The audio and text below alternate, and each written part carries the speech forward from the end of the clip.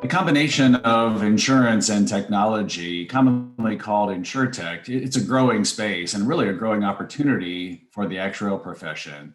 The SOA recently released a research report called InsurTech, a guide for the actuarial community. It's intended to help give a deeper understanding to the quickly evolving InsurTech world.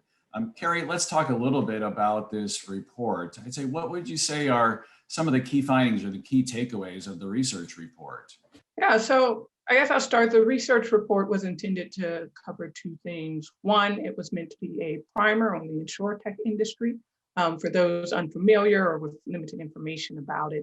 And then two, an exploration of how actuaries can be involved in the insurtech space.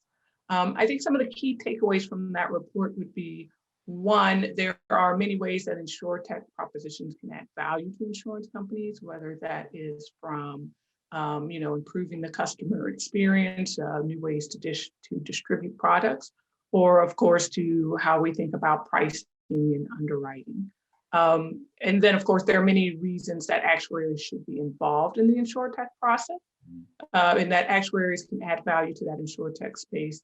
But I do think another key takeaway is that we can add value, but we may still have work to do as far as demonstrating that the value that we can add. Sure. Always a challenge there, always an opportunity. I mean, you've worked a lot in the insurtech space before or studied it. So maybe somehow when you came into this research process, you may have had some expectations. I guess I would be interested to hear what was kind of the biggest surprise, or what did you discover that maybe wasn't expected? Yeah, I guess I would say I did generally enjoy learning about the long history of insurtech rooted in fintech, kind of thinking about that first part, the primer section of a report.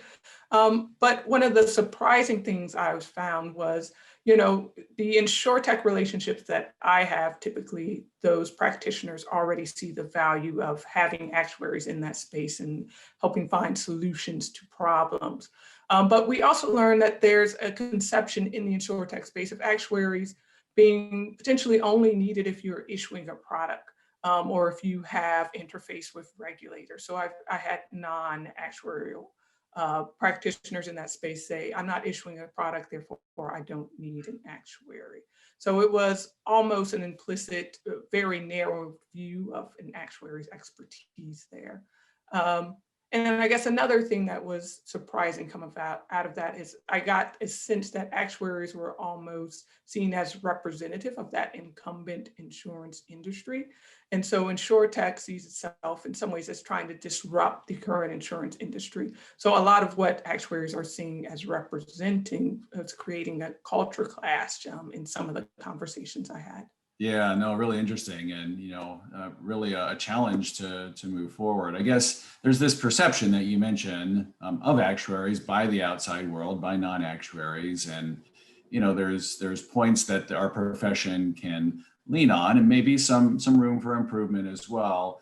How do you think that the profession, the actual profession, could leverage more their strong identity or their strong knowledge base, and what are some things that you would advise that the profession could work on? Yeah, so in terms of some of the things we saw, so actuaries and non-actuaries both seem to agree that actuaries were experts in their field.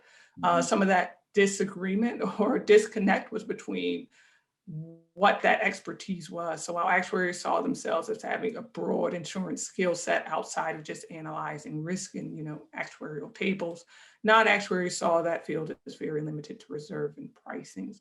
So I think that as actuaries, we can leverage that agreed upon view of being experts as a foot in the door, but then expand that and take those opportunities to show our broader business expertise.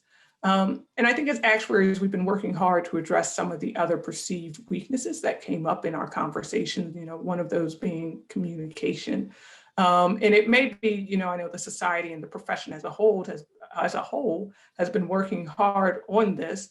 And it may be that that's just an outdated perception, again, where it's up to us to go out and change that and show that this is no longer the way things are.